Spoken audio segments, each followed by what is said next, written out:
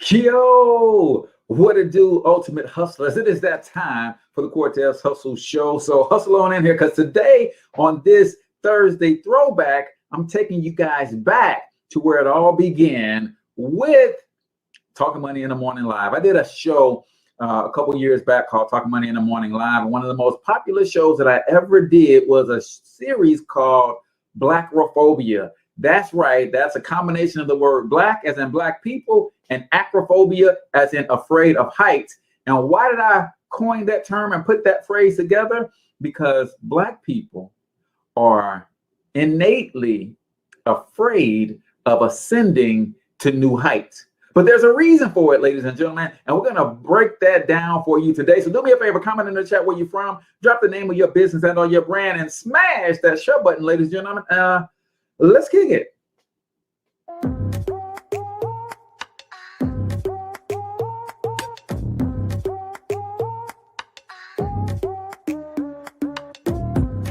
Yo, what's up, ultimate hustlers, and welcome to the Cortez Hustle Show, the business podcast for the entrepreneur of the 21st century. And I'm your host, Cortez Hustle.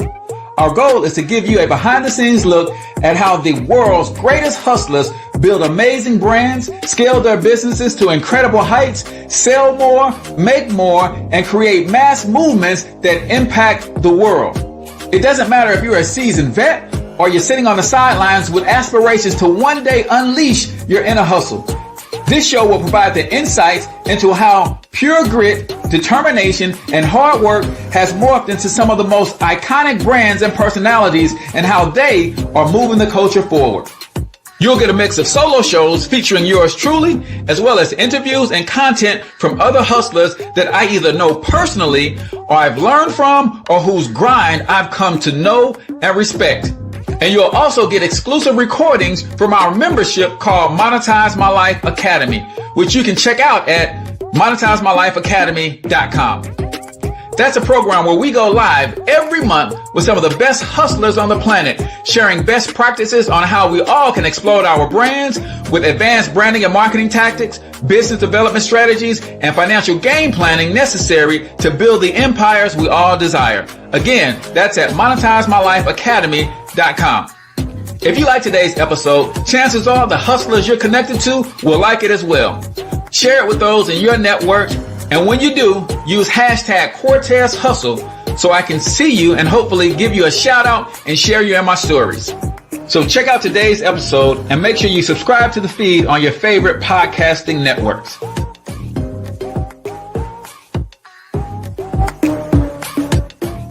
All right, ladies and gentlemen, welcome to the Cortez Hustle Show. I am, of course, your host, Cortez Hustle, also known as the one and only financial health mentor, everybody's favorite fatherpreneur from myperfectmoneyplan.com. That's right. That's where you can go and access the Generational Wealth Masterclass, where you will literally learn where to go, what to look for to get double-digit returns on your investments. And what that really means is that when you get the right interest rate, your money could double every 4 to 5 years. Imagine however much money you got right now in your retirement portfolio. Imagine if it doubled in the next 4 to 5 years.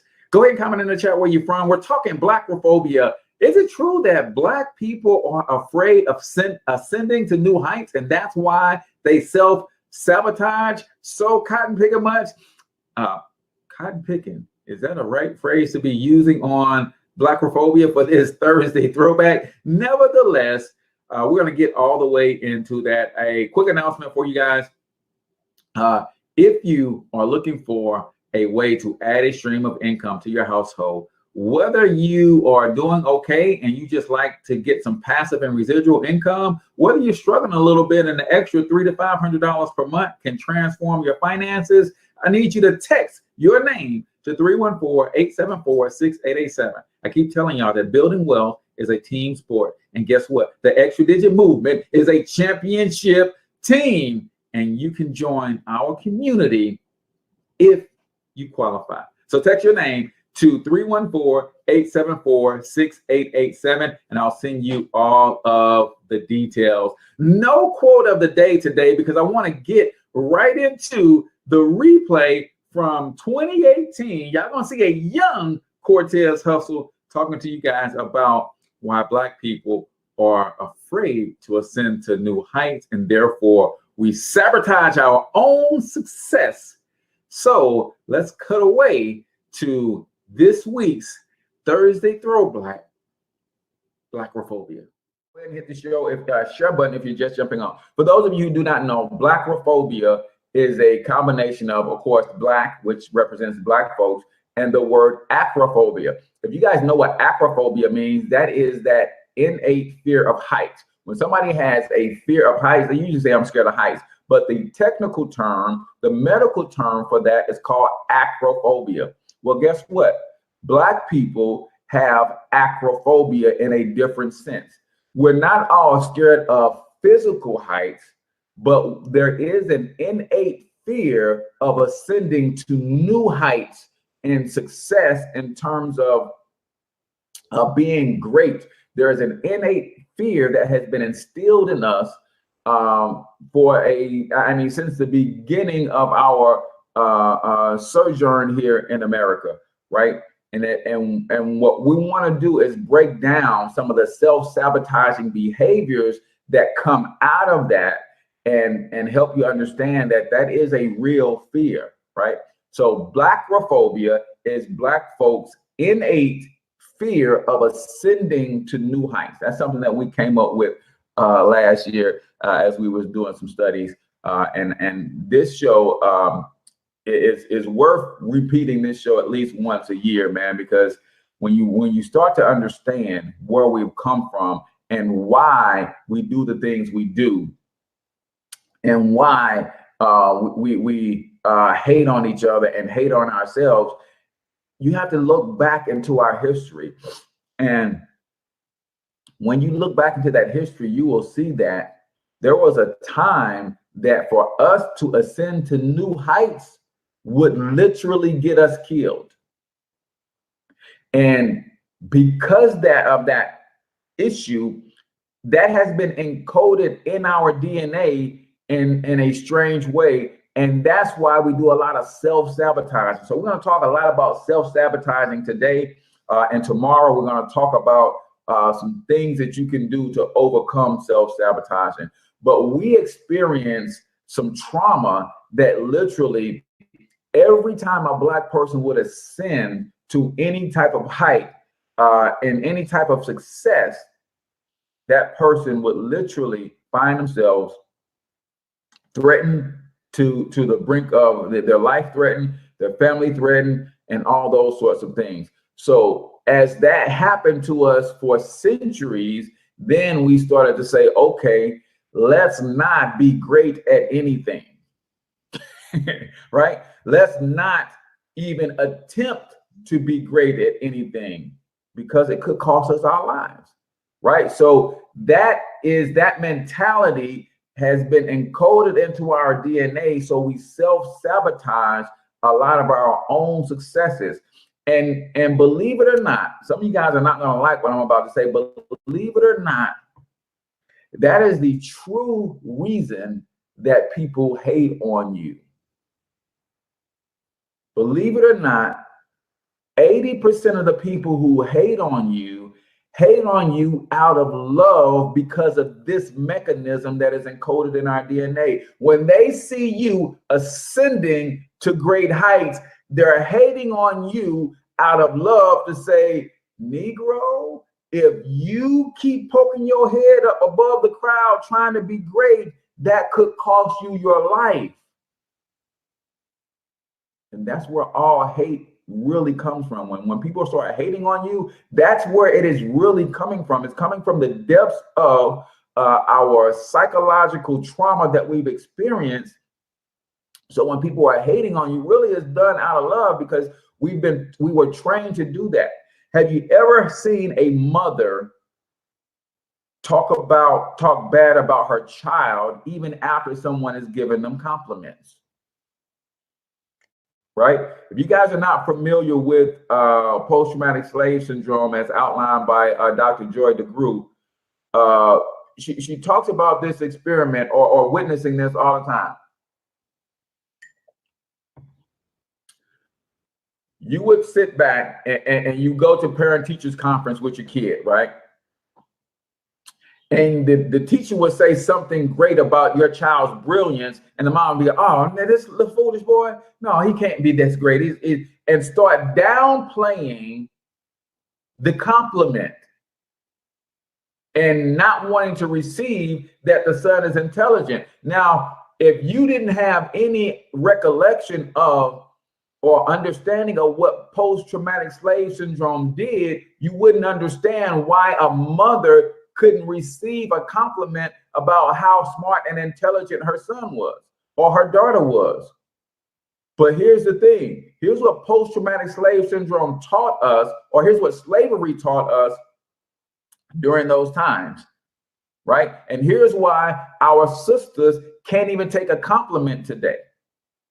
Here's why our black woman, you can't say to a black woman, sister, you look awfully sharp today. And she comes back immediately with a negative retort, right? Here's why. Slavery taught us that when we were getting compliments from people in positions of authority, something bad followed that. So when our sisters were running around the plantation and somebody in authority, whether it was an overseer or a slave owner, started to give them compliments, that usually meant they were in line to be raped.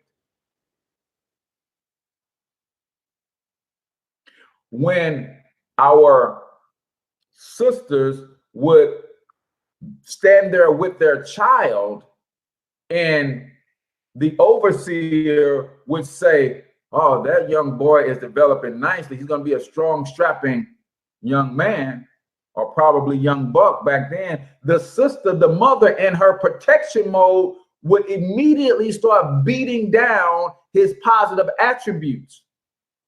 Oh, this little scrawny boy, he's never going to be nothing. No, master, he's not, right? Why is she downplaying his attributes? Because she knows what's going to follow. If she says, yes, you should have seen him in the shack, master, lifting everything. The boy is strong, he's fast, he's going to be a leader in this community. If she started playing him up real big, he gets snatched away at 6 years old and get taken to the field. So there's a lot of what we do intrinsically have been ingrained in us because of post-traumatic slave syndrome, and we self-sabotage all the time because of this mechanism. And because we don't know where it stems from and why it exists, we just look at it as hate. Oh, somebody hating on you. Are you hating on yourself? No, you are actually ill. And no one has ever diagnosed you, so you don't know you're ill. Right? So we've got some mentalities that we got to break that are literal illnesses, and some of these mentalities are causing this self-sabotage. So Blackrophobia this is something we've coined here on this show. It is our Black people's innate fear of ascending to new heights. Because we're afraid of ascending to new heights, we self-sabotage and we sabotage each other. Self-sabotaging, the definition is thoughts, feelings, and behaviors that work against one's own interests. Thoughts, feelings, and behaviors that work against one's own interests. Now, what most people don't get about self-sabotaging, it is actually a self-created safety mechanism. We set up a self-sabotaging system to keep us safe from disappointment. We created this system to self-sabotage to keep us safe from disappointment. I don't want to go after my dreams because if I fail, I'm going to be embarrassed. I'm going to feel shame. So instead of going after them and having the potential failure show up in my life where I will be shamed, I'm not even going to go after them at all. Right? Self-sabotage is a conflict between your conscious mind and your subconscious mind. Consciously, you want something. Unconsciously, you have pre-programmed yourself to not go after what you want. It's a conflict between your conscious mind and your subconscious mind. I'm saying to myself, I want to be rich out loud, consciously. But subconsciously, I can't stand wealthy people. Subconsciously, I can't stand the habits that are required of me to become wealthy. So self-sabotage is it's a conflict between your conscious and your subconscious mind. What are some of the things that self-sabotaging will do? Hold you back, prevent you from taking action and making sensible decisions, right? It will hold you back, prevent you from taking action, prevent you from even making sensible decisions. If you guys are just jumping on, do me a favor, hit the share button and invite other people to come check us out this morning, right? These are some of the things that you can do. Here's why people self-sabotage. Again, it's a coping mechanism or an insulation against disappointment. I don't want to be disappointed. Cortez, don't try to be a billionaire, because if you fall short, then people gonna laugh at you, because every morning on your show, you kept telling people you were gonna be a billionaire. So don't even try. So that's an insulate. I'm trying to insulate myself from the disappointment of falling short of my goals. Right? Anybody else ever done that?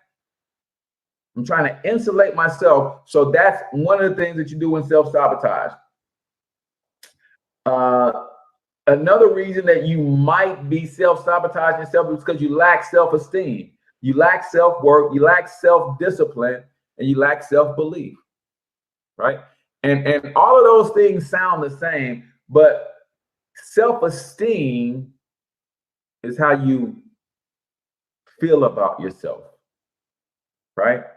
Your self-worth is how you feel or what you feel that you are worth.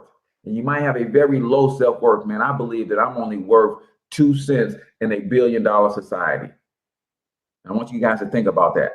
Your self-worth could be so low that you can believe that you're only worth 2 cents in $1 billion society. You guys know how much 2 cents is in comparison to $1 billion? Some people's self-worth are that low. Self-confidence.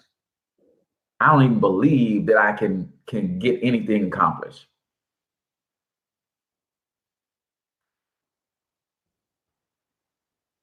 Yeah, for years I was told, don't tell people my dreams, they may steal my. Yeah, I don't believe in that one, Ronald. A lot of people told me that too, but when you don't put it out there, nobody holds you accountable. And when there's nobody to hold you accountable, that's part of a self-sabotaging mechanism, right? Nobody knows that I'm trying to be a billionaire. So if I never get there, no, that's just a way for me to not be embarrassed, not feel shame about missing the mark. No, I tell everybody what I'm going to do, how I'm going to do it, when I'm going to do it. You know why? Because what's for me is for me. Can't nobody take that from me. Can't nobody take what's for me from me, right? What's up, Alex? So self-worth is what you believe you're worth. Self-confidence is your belief in what you can do and you can accomplish, right? And then self-belief has a lot to do with your spiritual connection with your creator, right? Not only if I'm created by God in his image and if I have a low self-belief, then I might also have a limiting belief in that which created me. And people don't want to hear that.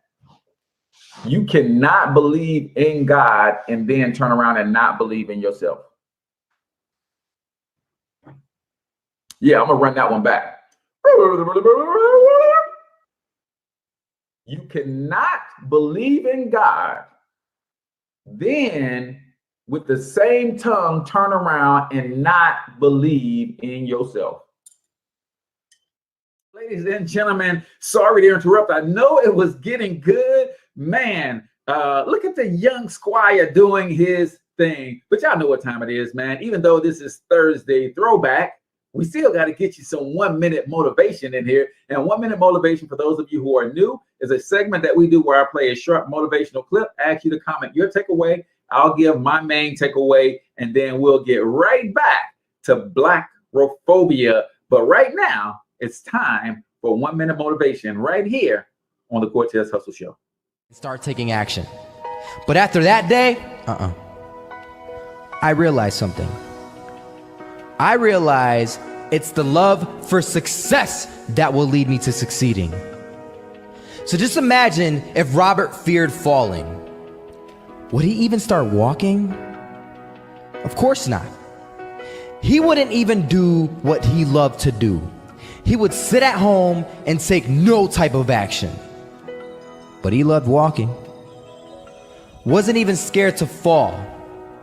It gave him life. That's what allowed him to get up and do it. He loved walking so much, he was willing to fall 10 times a day just to do it.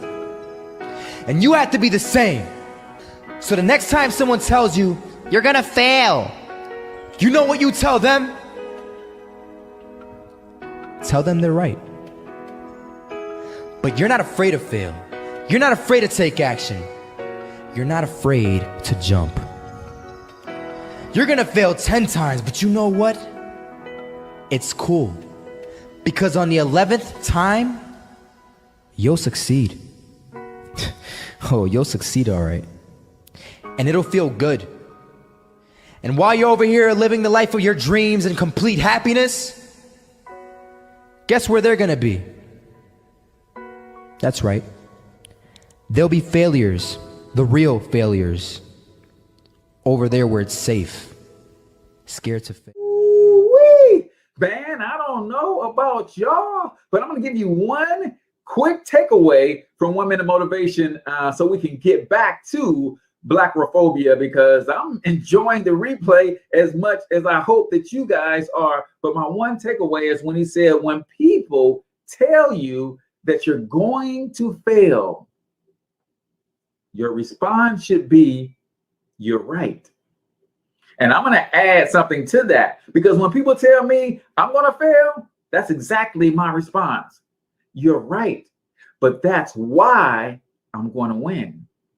See, most people have failure twisted, and they don't realize that failure is actually part of the success equation. And those who are afraid to fail will never win, my friend. And those who fail fast, who fail often, who fail forward, those are the winners. So before you laugh, the next time you see somebody failing, just know that you're watching a winner executing the success formula. So that was 1 minute motivation right here on the Cortez Hustle Show, brought to you by myperfectmoneyplan.com. Make sure y'all go check out the Generational Wealth Masterclass if you want to build generational wealth. If you don't go check it out. But if you are not getting double-digit returns on your investment portfolio, then you might want to go to myperfectmoneyplan.com and check out the Generational Wealth Masterclass. Now, back to this week's Thursday Throwback, Blackrophobia. Because to not believe in yourself is to not believe in God who created you. All right, I'm gonna leave that right there. I don't think y'all was feeling that one right there. That truth bomb might have been an atom truth bomb. That might be spreading radiation right now, y'all. I'm gonna leave that right there. All right. So here's some other reasons why you self-sabotage. Inability to manage your emotional state. Inability to manage your emotional state. Right? We're talking about why we self-sabotage, and I'm gonna give you some things, some habits that you have that you might need to identify to kind of break up the self-sabotaging spirit and mechanisms that you have in place. And then tomorrow, we're going to give you 6 or 7 things that you can do to alleviate self-sabotage. Your inability to manage our emotions causes us to self-sabotage. Because again, because I can't properly manage the emotion of shame and embarrassment, I don't want to go through it. So because I don't want to go through feeling shame and embarrassed, I don't want to go after my dreams for the sake of falling short. Because if I feel embarrassed, I don't really know how to handle that. I don't really know how to control that emotion. When I'm feeling fearful, I don't really know how to control that emotion. So it causes me to self-sabotage my own success. Inability to manage our reactions to circumstances, people, and events.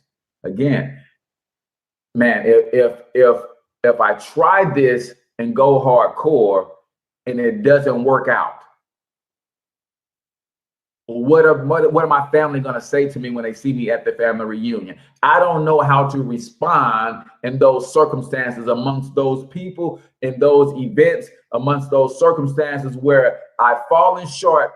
Everybody knew I fell short, and now I got to face those people. I don't know how to respond and maintain my composure. So instead of me trying to go after a dream, instead of me putting my dreams out there and letting people know what I'm trying to accomplish, I keep them buried inside. That way, if I don't accomplish them, nobody ever knew that I was going for them in the first place. So now I avoid shame. So to not tell people publicly where you're going, it's a self-sabotaging mechanism because you're really trying to avoid shame. Worried about what others will think, man, that is one of the biggest self-sabotaging mechanisms that most people have.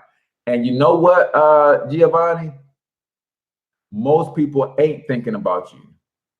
We do this all the time, man. We start putting these things and these thoughts into the heads of the people around us. You see how she looked at me? I know what she's thinking. No, you don't.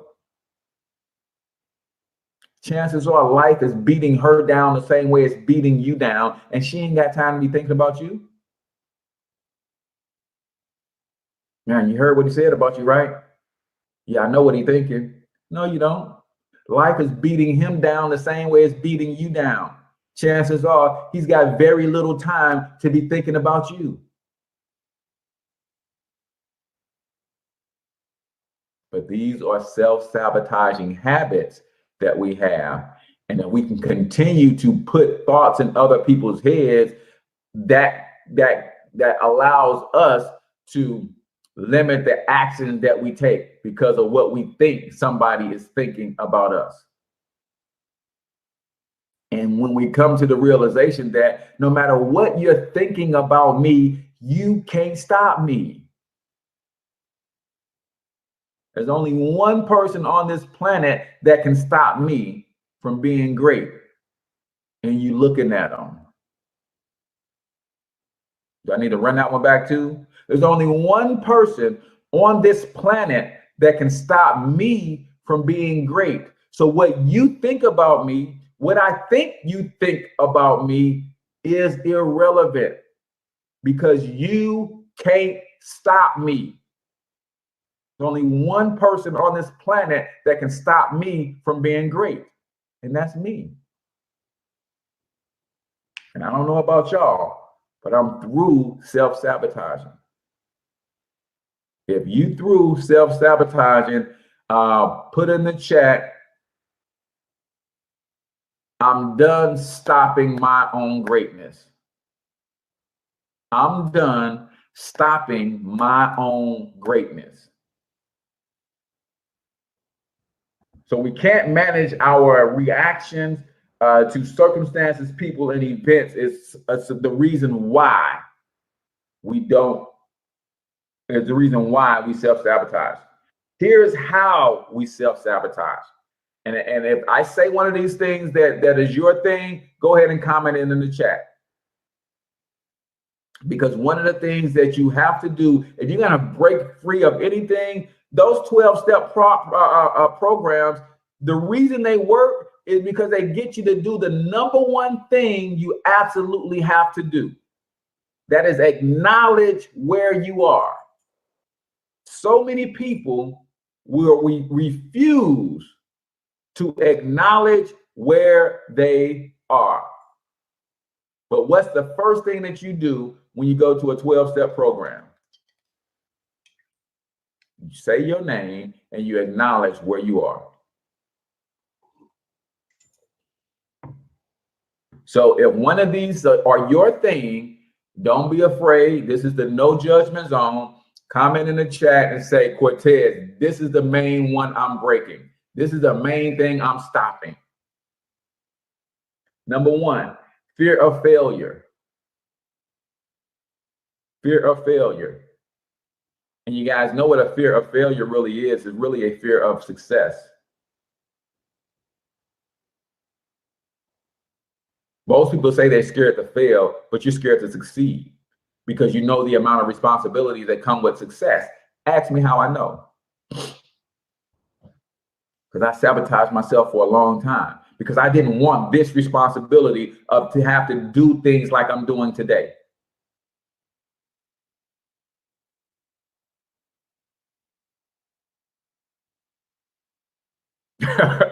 Well, I appreciate that, Ronald. He said these morning talks have changed my mindset, had to readjust my vision. And Ronald, so that's what I was alluding to, Ronald. I self-sabotaged almost my entire adult life because I was afraid of success, because I knew the responsibility based on the call that God has on my life to have to do stuff like this to get a result like you just testified to. I didn't want that responsibility of having to be in a position to change or help someone adjust their vision. That's a lot of responsibility, brother. So I self-sabotaged. So I wasn't afraid of failure. Hell, I had been failing all my cotton picking life.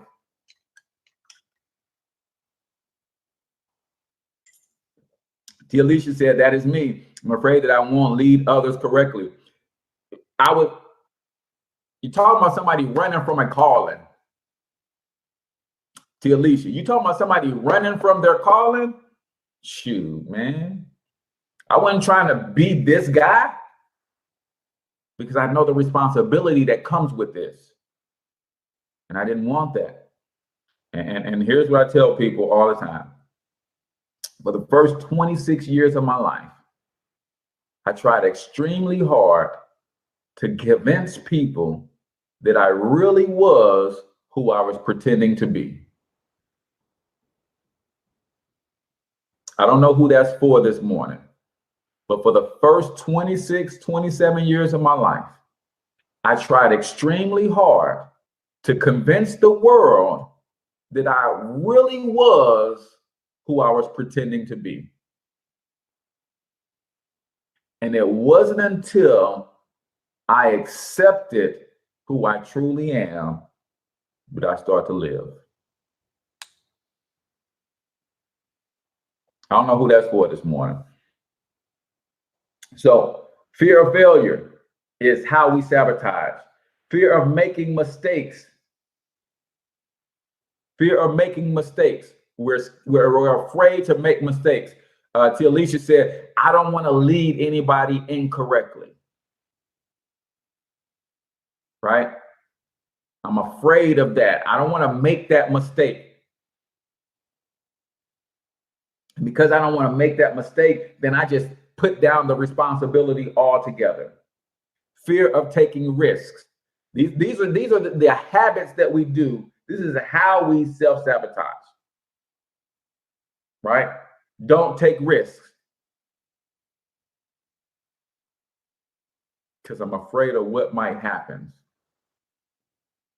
And I'm going to tell y'all, all you got to do is go back and look over your life at the times you actually did take a risk and see how it turned out for you. And I can almost promise you, you're winning more than you lose when you take risks. You know how I know? Because even at the moment you took a risk and it didn't work out for you right then and there, when you study that thing out, you will see that that initial failure after taking that risk, that all actually worked out to something great. And when you can evaluate your life like that, you'll see why you need to take more risks today. Can anybody agree? When you look back over your life and you look at those times where you did actually take a risk, you did actually allow yourself to be vulnerable, you did position yourself to where you could be embarrassed and shamed, but you did it anyway. You look at how that stuff turned out for you. And tell me right now today why you're not taking more risks.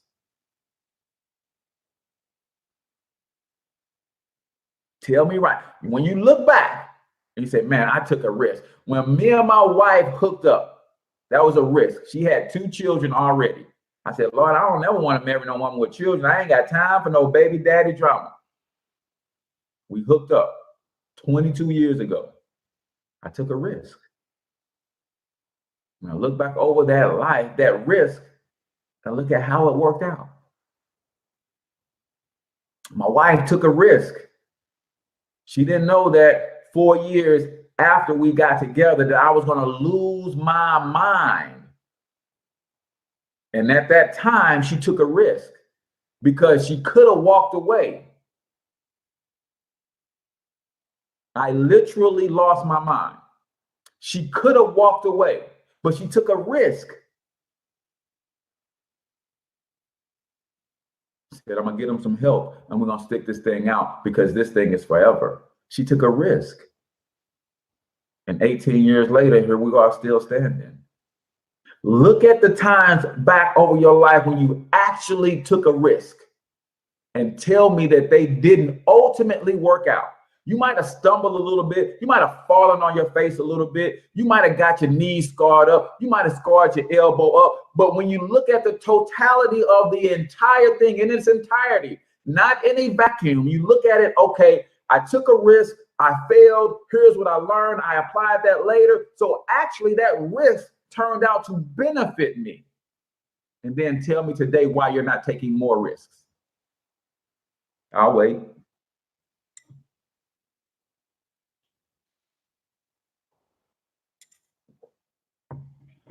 Since I've acknowledged that, I build slowly on the knowledge that I need to learn. There you go, Tia Alicia. This correct is very important. Content is very important to move forward and grow. Absolutely, I appreciate that. The risk takers are successful today. They are very successful today. Here are the habits of self-sabotage. When you recognize these habits in you, I want you to publicly declare that they're over, that they're done. These are no longer my habits. Procrastination. Yeah, when you're procrastinating, you know what you're doing. You self-sabotaging. Because you don't want this little bit of success because it's going to lead to more success. So I'm going to put it off. I'm going to put off even trying. I'm going to put off even trying. So when you recognize these habits, I want you to declare publicly, that was my habit. It's no longer. Procrastination is no longer my habit. I will no longer self-sabotage with procrastination. Perfectionism. Perfectionism. This one is so sneaky slick. You got to have everything perfect before you can move forward. No, that's just another way to procrastinate. Stop it. You ain't fooling nobody. Perfectionism. It's got to be perfect. So even though you've done enough for this project to move on to the next project, you're still fiddling and twiddling and trying to make this perfect when you should have moved on from this project 5 years ago. You got that book that you wrote and you should have put it out 5 years ago, but it's not perfect. You procrastinating. You're self-sabotaging is what you're doing. But trying to get it perfect feels to you like a better excuse. Oh, you know what? It just ain't right. I got to keep editing. I got to keep, smoothing out some rough edges. That sounds like a good excuse, but we know that you are self-sabotaging. Perfectionism. Everything's got to be perfect. Accepting people's advice without asking questions. Accepting people's advice without asking questions. You self-sabotaging. You know good and doggone well you don't need to be taking advice from that person. But if you take that advice and it don't work out, now you got somebody to blame. Stop it.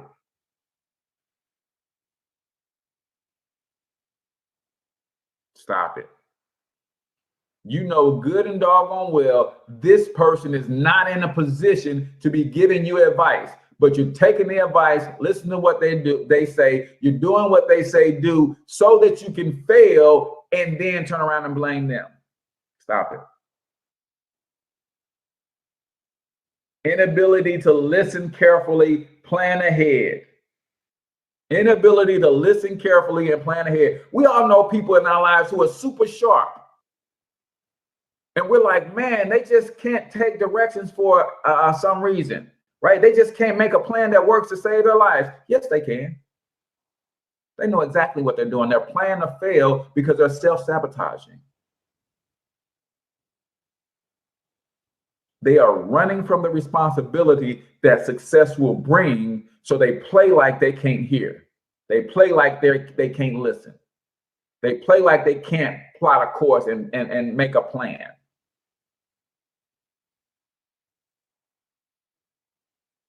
How about this one? I know a lot of y'all deal with this one. This is what I deal with.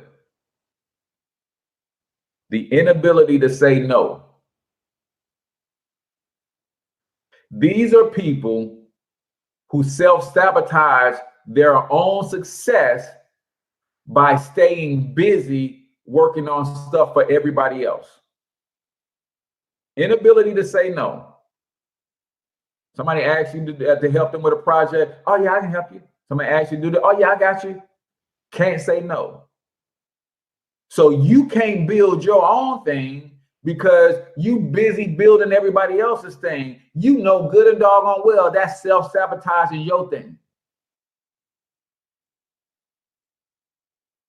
But you don't want to say no because you don't want to hurt nobody's feelings. You don't want to say no because it will free up your time to actually work on your thing, which you scared to put out there because you don't want to fail, feel shame, feel embarrassed. So you say yes to everybody's beck and call, and that keeps you busy. So later in life, you'll be able to say, man, I shoulda, coulda, woulda done this, but I was busy helping this person, that person, and nah, man, stop it. Stop it. Right? Inability to consider consequences. Inability to think before making decisions. Inability to be flexible. That's another big one. You rigid in your thinking because when you are trying to make something happen and people are giving you alternate ways to get it done. No, I got to do it this way. Nope, this way. Stop it. You doing that because you know good and doggone well that way won't work. And that's your way of self-sabotaging. Instead of being flexible, saying, oh, let me try it this way. Let me try it that way. I'm going to make this thing work if I got to try it 1,000 different ways. Nope, I can only do it this way. It's got to be done this way. This is how I see it. This is my vision. This is how. Stop it. You're just doing it. You're just doing that so that you can self-sabotage. So you can say, I really, really, really tried to make it work. No, you didn't, because you only tried one way. There's 1,000 other ways you could have tried it, but you refused to try it that way because you self-sabotage it. Stop it.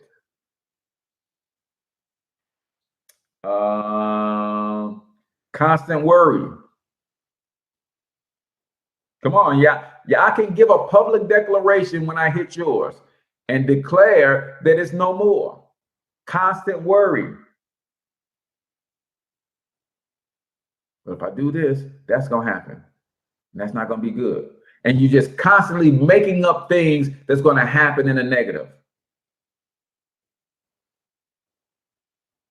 You refuse to take a step in a positive direction because all you can see is a negative outcome.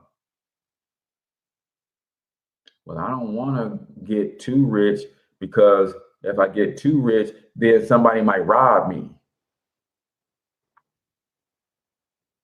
See what I'm saying? I don't want to get rich because then somebody might try to kidnap one of my kids and hold them for ransom. So that's why I'm not really trying to get wealthy, Cortez. I don't want somebody to try to kidnap my wife and hold up a ransom. Stop it, man. Stop it. Unrealistic expectations. Unrealistic expectations. People do that all the time. They set unrealistic expectations that they know can't be achieved so they can say, I tried, right? Right, Giovanni. Hey, man, I would get rich, Cortez, but then I don't want to move out the hood and people call me a sellout. Stop it, y'all. Stop it. Setting unrealistic expectations is another way that people self-sabotage. You know good and doggone well that couldn't be accomplished in 4 or 5 lifetimes, but you're going to say that's your goal. So when you don't meet it, then you have a valid excuse. I tried. Harshly judging yourself and others. These are habits of people who self-sabotage. If these are you, publicly declare that this is you no more, right? Complainers, all they do is complain about everything. All they do is complain. You can't do nothing good for these people. Can't nothing good happen in their lives, right? I mean, you can't even give them any money because they're gonna find something to complain about, right? Hey, I just want to bless you. I got this check for you for $50,000. I just want to be a blessing in your life. I don't know why Spirit led me to bless you. Thanks. But now I got to go set up a bank account. I don't have a bank account. I can't even cash the stupid check because I don't have a bank account. Well, thanks for nothing. Now, you can't even bless some people without them complaining. Self-sabotage, man. Self-sabotage. Self-sabotage. See, if they keep complaining about the blessings that are coming in their life, the blessings will stop coming. And if the blessings stop coming, then there's no help to be successful. And then when the blessings don't come, they don't have any help to be successful. When they're not successful, they will say, nobody helped me.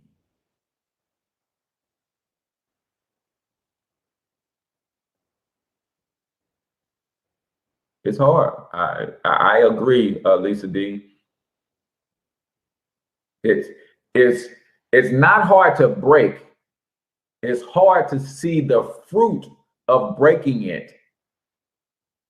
And here's what I mean by that. You make a decision that is done, your life is forever changed. If you make a decision that's done, your life is forever changed. Now, here's what people don't do.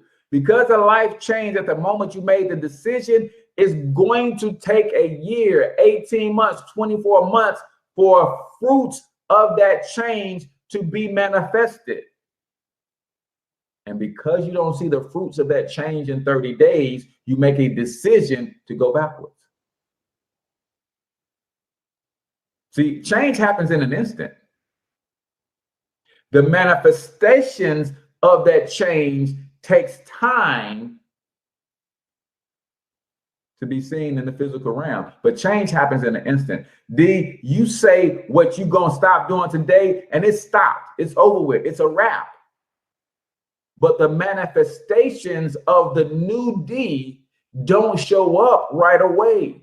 Shows up 18 months from now, 24 months from now. Ask me how I know. Because Cortez made some decisions 5 years ago that's just showing up today. That just showed up yesterday. That just showed up last year. But the decision, the change happened in an instant 5 years ago. Didn't get any fruit from that change until today, until last year. Change happens in an instant. Always has, always will. You just have to remain in the change long enough for the fruit to bear. Right? It's like this, man. People say that you plant an acorn seed and then it becomes an oak tree. No, the acorn is an oak tree.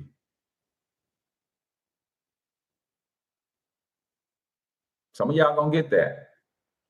People say, hey, I'm gonna take this seed and I'm gonna plant it and it's going to become an oak tree. No, it is an oak tree. It already is an oak tree. It just has to be placed in the right conditions in order for the oak tree to manifest itself. But the acorn is an oak tree. It doesn't become an oak tree. The caterpillar is a butterfly. It doesn't become a butterfly. We got it twisted. The caterpillar has always been a butterfly. It didn't become a butterfly.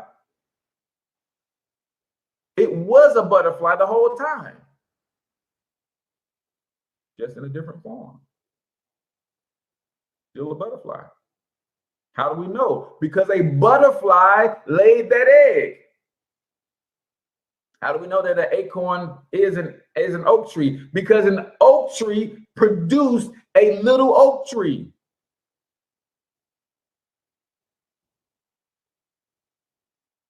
Right?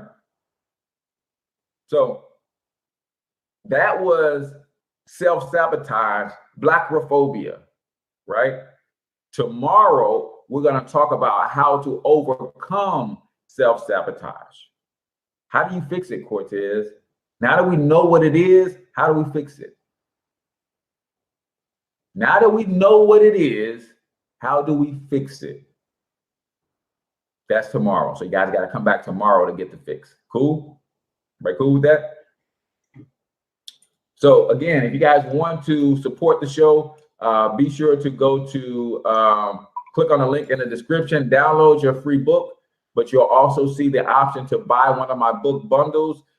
Each bundle comes with a coaching plan and a membership to Monetize My Life Academy, which a lot of you guys are entrepreneurs and you need to learn how to market. Monetize My Life Academy gives you the courses and stuff to learn how to become a better marketer. If you are serious about if you're serious about building wealth, the Black Wealth Movement can help y'all do that, man. Right? But here's the thing, right? You guys been hearing me talk about the Black Wealth Movement and My Econ and Project 1000 and helping people build wealth for the last 3+ years. But you've been self-sabotaging. Too good to be true. Now, you can't help me with my money problems. My money problems are too great, right? We've been doing all of this self-sabotaging. It's $20 to start. When it was $70 to start, man, that's too much to start a financial success membership. When it was $100, that's too much to start. When it was $5, nah, there's something must be wrong if they let you start for $5. When it was $10, nah, that can't be. They're gonna give me all of these tools and resources to build wealth for just $10. Now it's $20. Like, no, I don't know about that. So Stop self-sabotaging. You need to build generational wealth. We can help you do it. You know you want to. Let's get it done, y'all. So I'm H. Cortez, financial health mentor to the Black community, everybody's favorite fatherpreneur. Until I talk to you tomorrow when we do part 2 of how to overcome self-sabotaging habits, I want you to get your money right or get your money. All right, ladies and gentlemen, hopefully you have enjoyed this week's Thursday Throwback, Blackrophobia, right? That's just one man and his opinions. But not only do I think that's why we self-sabotage, I also think that's why we hate on one another, because I'm scared for you to win big, because I think they're going to come after you just like they used to come after us back in the day when we had any measure of success. But today's a new day, people. We can no longer live our lives that way. Let's just be prepared that if we're going to win big, know that the smoke is coming. And as you are on your way to winning, start preparing yourself for said smoke. So I appreciate you guys for tuning in. Let me know in the comments if you enjoyed this edition of Thursday Throwback, because we're going to do this every week. I got a ton of content in the archives, and I want to share that with you guys so that you can see that your boy ain't new to this, right? This is something that I've been doing, and I'm going to continue as I build this media company that will one day surpass Disney and Ted Turner. So till I talk to you guys next time, I want you to get your money up, because you absolutely can do it. But more importantly, you deserve to do it, each and every single one of you. Now hustle up.